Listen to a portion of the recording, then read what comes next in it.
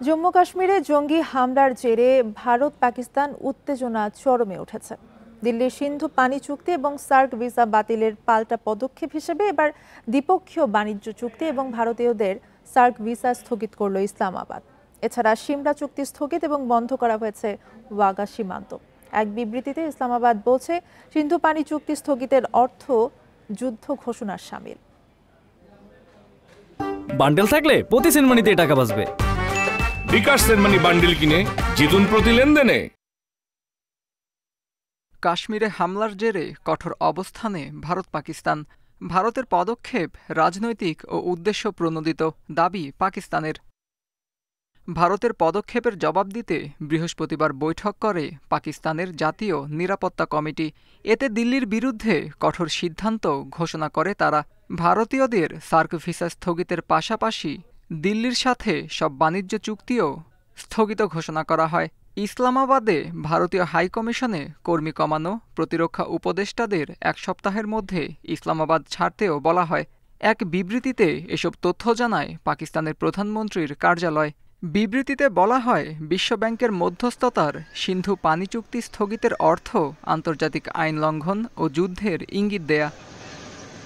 পাকিস্তানের আকাশসীমায় ভারতের বিমান চলাচল বন্ধ ঘোষণা করে ইসলামাবাদ।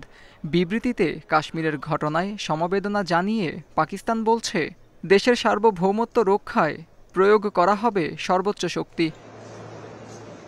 এদিকে নিরাপত্তা বিবেচনায় সব ভারতীয়দের দেশে ফেরার আহ্বান জানিয়েছে দিল্লি। বৃহস্পতিবার বিহারের এক সমাবেশে কাশ্মীর হামলায় জড়িতদের যে কোনো মূল্যে খুঁজে বের করার ঘোষণা দেন ভারতের প্রধানমন্ত্রী নরেন্দ্র মোদী। এই হামলা শুধু পর্যটকদের ওপর নয়, শত্রুরা ভারতের ওপরও হামলা করেছে। আমি পরিষ্কারভাবে বলছি, জড়িতদের শাস্তির ভয়াবহতা তাদের কল্পনারও বাইরে। এবার সন্ত্রাসীদের নির্মূল করার সময় এসেছে। প্রয়োজনে আমরা তাদের পৃথিবীর শেষ প্রান্ত থেকে খুঁজে বের করব। মঙ্গলবার জম্মু কাশ্মীরের পেহেলগামে জঙ্গি হামলায় ২৬ জন নিহতের ঘটনায় বুধবার পাকিস্তানিদের সার্ক ভিসা ও সিন্ধু পানি চুক্তি স্থগিত করে ভারত। অমৃতসরের আত্তারি সীমান্ত বন্ধ ঘোষণা করে মোদী সরকার। আত্তজ রহমান, ইন্ডিপেন্ডেন্ট নিউজ। এ বিষয়ে আলোচনা করতে আমাদের সঙ্গে যোগ দিচ্ছেন রাজশাহী বিশ্ববিদ্যালয়ের আন্তর্জাতিক সম্পর্ক বিভাগের সাবেক সভাপতি আব্দুল্লাল মামুন। আপনাকে স্বাগত জানাচ্ছি ইন্ডিপেন্ডেন্ট সংবাদে। শুরুতেই আপনার কাছে যে প্রশ্নটি করতে চাই সেটা হচ্ছে, কাশ্মীর হামলার জেরে ভারত এবং পাকিস্তানের মধ্যে উত্তেজনা চরমে পৌঁছেছে। পরিস্থিতি কি আসলে যুদ্ধের দিকে গড়াচ্ছে বলে মনে করছেন? ধন্যবাদ। আমরা এই সাম্প্রতিক কয়েকদিনে যে ঘটনাগুলি দেখতে পাচ্ছি, এটা স্পষ্ট যে অবশ্যই দুই দেশের মধ্যে একটা বড় ধরনের সংঘাতের পরিস্থিতি সৃষ্টি হয়েছে। এটি যুদ্ধে রূপান্তরিত হবে কিনা সেটা নির্ভর করবে কূটনৈতিক তৎপরতার উপর। সেই ক্ষেত্রে আমাদের যে রিজিওনাল যারা অ্যাক্টর আছে তাদের কূটনৈতিক তৎপরতা এবং গ্লোবাল অ্যাক্টরদের কূটনৈতিক তৎপরতার কোন দিকে যায়। ইতিমধ্যে ভারতের যে কর্মসূচি আমরা দেখেছি, তারা 12টি দেশের কূটনৈতিকদের সাথে আজকে আলোচনা করেছেন এবং ভারত যেটা করেছে তাদের সর্বদলীয় বৈঠক করেছে এবং পাকিস্তানও যে ঘোষণাটা দিয়েছে তাদের সর্বশক্তি নিয়োগ করবে তাদের উপরে কোনো হামলা হবে। এই বিষয়গুলো দেখে আপনি দেখবেন যে বিহারে যে মোদী যে বক্তব্য দিয়েছেন সেখানে তিনি কিন্তু ইংরেজিতে বক্তব্য দিয়েছেন এবং সেখানে কিন্তু তিনি স্পষ্ট করেছেন, সারা পৃথিবীকে জানিয়ে দিয়েছেন যে তারা এই বিষয়টা কিভাবে দেখবেন। তো কাজে এখান থেকে আমার মনে হচ্ছে, আপনি যদি গ্লোবালি চিন্তা করেন, ইউক্রেন যুদ্ধ প্রায় শেষের দিকে, আমাদের এখানে আরাকান আর্মির এখানে একটা সমস্যা আছে, সবকিছু মিলিয়ে পুরো গ্লোবাল ফোকাস কিন্তু এখন এশিয়াতে। তো কাজে গ্লোবাল ফোকাসটা যখন এশিয়াতে, সেই বিশেষ করে যখন পাকিস্তান সিমলা চুক্তি আবার স্থগিত করেছে, তো সবকিছু যে পাল্টাপাল্টি অবস্থা, এই অবস্থাতে মনে হয় যে এখানে কিন্তু একটা বড় যুদ্ধের ঝুঁকি রয়ে গিয়েছে। কারণ কিন্তু আসলে পানি চুক্তি এবং বাণিজ্য চুক্তি স্থগিত সহ কিন্তু দুদেশ পাল্টাপাল্টি নানা পদক্ষেপও নিচ্ছে। এই উত্তেজনা আসলে আঞ্চলিক স্থিতিশীলতা নষ্ট করবে কিনা? আমার মনে হয় যে ভারত এবং পাকিস্তানের একটা বড় যুদ্ধের দিকে যাওয়ার ঝুঁকি এই মুহূর্তে আমরা দেখতে পাচ্ছি।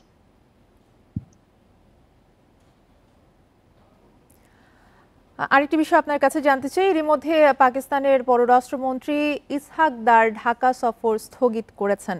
ভারত এবং পাকিস্তান পরিস্থিতি বাংলাদেশের ওপর কতটা প্রভাব ফেলবে বলে মনে করেন আপনি? রিজিওনাল পলিটিক্সের মধ্যে ইতিমধ্যেই বাংলাদেশ কিন্তু জড়িত হয়ে গিয়েছে। আপনারা জানেন যে বাংলাদেশ সরকার পরিবর্তনের পাশাপাশি আমাদের কিন্তু যে ফরেন পলিসি সেটাতে একটা শিফটিং হয়েছে, তার একটা প্রভাব কিন্তু বাংলাদেশের মধ্যে পড়তে পারে।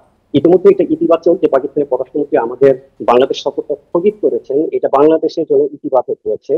আমরা মনে করি এই মুহূর্তে বাংলাদেশের অত্যন্ত সূক্ষ্ম বুদ্ধি পরিচয় দিতে হবে, কারণ ভারত ও পাকিস্তান এই দ্বন্দ্বের মধ্যে বাংলাদেশকে অবশ্যই প্রো ইন্ডিয়ান বা প্রো পাকিস্তান কোনো ভূমিকাতে যাওয়া ঠিক হবে না। কারণ হলো যে বাংলাদেশ কিন্তু এটা মাথায় রাখতে হবে যে ভারত হচ্ছে আমাদের নিকটতম প্রতিবেশী, এবং কূটনীতির যে বিন্যাস সেখানে কিন্তু এই কথাটাকে মাথায় রাখতে হবে। এক্ষেত্রে বাংলাদেশের উচিত হবে বাংলাদেশ কোন রকম প্রো ইন্ডিয়ান প্রো পাকিস্তান এই ধরনের কোনো কিছুর মধ্যে বাংলাদেশকে জড়িয়ে ফেলারও চেষ্টা করতে পারে। সেক্ষেত্রে বাংলাদেশের উচিত হবে নিরপেক্ষভাবে গুরুত্ব বজায় রেখে পরিস্থিতি পর্যবেক্ষণ করা, এবং যদি সম্ভব ভূমিকা পালন করা যায় কিনা সেই ঐতিহাসিক সুযোগ সামনে উপস্থিত হয়েছে, বাংলাদেশ সেই ঐতিহাসিক সুযোগটা গ্রহণ করতে পারে। কিন্তু কোনো ক্রমে যদি বাংলাদেশ এখানে ভারত পাকিস্তান দ্বন্দ্বের মধ্যে ঢুকে যায়, তাহলে আমাদের জন্য আমি মনে করি আমাদের সিকিউরিটি সমস্যা হবে। তো আমরা মনে করি যে যেহেতু গ্লোবাল ফোকাসটা এখন এই এশিয়াতে এবং এশিয়ার সাউথ এশিয়ার মধ্যে, সাউথ অ্যান্ড সাউথ ইস্ট এশিয়ার যে দ্বন্দ্ব সংঘাত, এই যে মিয়ানমারের সমস্যা, বাংলাদেশের এদিকে চীনের সাথে আমাদের যে নতুন শিফটিং পলিটিক্স, সবকিছু মিলিয়ে কিন্তু আমরা ভারত পাকিস্তান বাংলাদেশ তিনটা রাষ্ট্রই কিন্তু এবং চায়না অবশ্যই আমরা কিন্তু একটা ট্রানজিশনাল পিরিয়ড পার করছি। কাজে অবশ্যই বাংলাদেশের জন্য একটা ঝুঁকি আছে। এই ঝুঁকি মোকাবেলা করার জন্য বাংলাদেশের কূটনৈতিক যেটা বলে যে অত্যন্ত দক্ষতা পরিচয় দিতে হবে, এবং এখানে অবশ্যই বাংলাদেশ একটা নিরপেক্ষ যেটা আমাদের foreign policy friendship to all malice none, এটা অত্যন্ত সঠিকভাবে প্রয়োগ করতে হবে। এবং ইতিমধ্যেই আমাদের বিভিন্ন উপদেষ্টা যে মন্তব্য করেছেন, এই মন্তব্যগুলো থেকে তাদের বিরত থাকতে হবে বলে আমরা মনে করি। বাংলাদেশের সরকারে যারা আছেন তাদের কথা বলার ক্ষেত্রে এই মুহূর্তে কিন্তু অসাধারণ মানে কূটনৈতিক দক্ষতার পরিচয় দিতে হবে, কারণ ভারত এবং পাকিস্তান উভয়ই কিন্তু এখন তাদের এই দ্বন্দ্বের মধ্যে তৃতীয় পক্ষ চতুর্থ পক্ষকে জড়িত করে ফেলার একটা প্রবণতা তাদের উভয়ের মধ্যে থাকবে। সেখান থেকে কিভাবে আমরা আমাদের নিজেদেরকে সেভ করে আমরা আমাদের জাতীয় নিরাপত্তা রক্ষা করব, এটা অবশ্যই আমাদের সামরিক বেসামরিক এবং কূটনৈতিক পর্যায়ে যারা আছেন তারা ভাববেন। আমরা মনে করি এটা এখন খুবই জরুরি বিষয়। জি, আপনাকে অনেক ধন্যবাদ যুক্ত হবার জন্য।